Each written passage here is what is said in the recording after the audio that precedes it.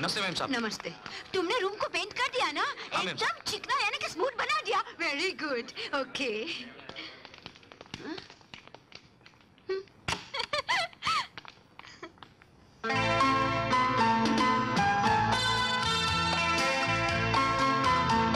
Oh my God. Madam, ma'am, वापस cockroach निकला। अंदर आके तो देखिए कमरे का क्या हाल बना हुआ है। क्या हुआ? चलिए देखने को नहीं। सूट है यो? मैडम ये देखिए। So cute. ये देखिए। लवली। हमको तो पहले ही डाउट था कि डेफिनेटली पेंटर का ड्रेस में अजय ही होगा। लेकिन लक्ष्मी बाई को तो रूम नहीं खोलना चाहिए था।